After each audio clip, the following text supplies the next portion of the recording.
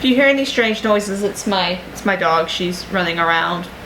Hello everybody, welcome to my new series called Chemistry of Cooking. This is where I tell you the science behind your favorite foods. Today I'm going to be making chocolate chip cookies. I'm going to tell you about the purpose of most of the ingredients and the reasons why we do the things that we do in this recipe. I always like to see how I can improve a recipe, and one way I do that is by figuring out the science behind some of the ingredients. Chocolate chip cookies are my absolute favorite thing ever. They're super easy to make and they're such a comfort food. I am using the Nestle Toll House recipe because it's easy to access. No matter what recipe I try with chocolate chip cookies, which I've tried quite a few recipes, I always come back to this one. I just think it's the best. If you want to make it yourself, I'll post the link to the recipe down below, and let's get started.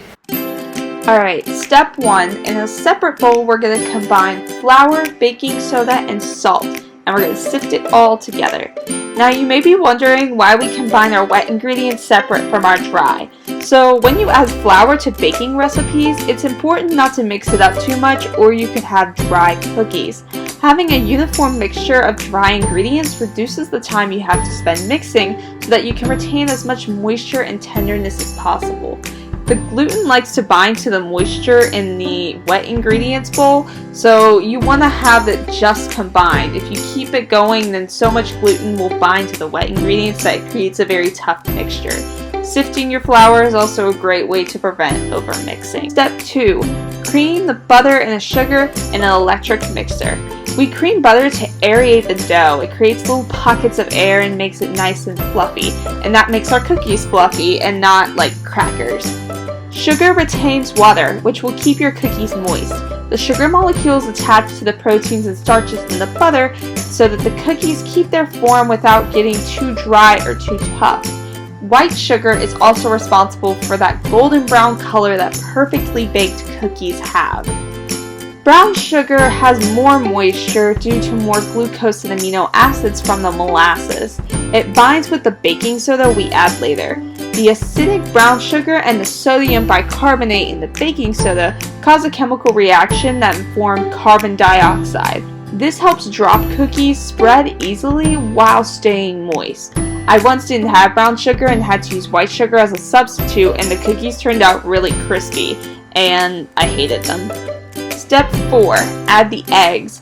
Eggs are sort of like the assistants to the butter and the sugar. They add extra moisture, fat, and protein to the mixture. This helps create a nice, smooth texture rather than a clumpy shortbread-like consistency. The sugar molecules like the extra fat, while the lecithin in the eggs binds to the gluten in the flour to decrease clumping. During the recipe, at some point, I added vanilla and salt. These don't do much except they bring out the flavors in the cookies. Other than that, it doesn't do much for the texture. Step 6. Add chocolate chips. These just add the chocolate chip flavor. Although if you use chocolate chunks, they will spread out more. So if you want something that's a little more chocolatey, then you can just buy a chocolate bar and crush it up. But yeah, other than that, that's pretty much what chocolate chips do. Step 7. Roll dough into tiny balls and put them on a pan, giving each cookie some space to grow.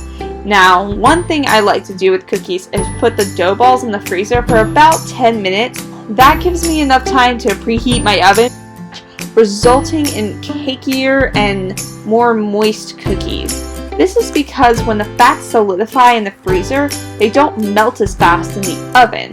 The fat molecules will melt much faster if they're put in the oven already at room temperature. And then voila, you have beautiful, moist chocolate chip cookies. Perfect for binge watching on a Friday night or sharing with friends.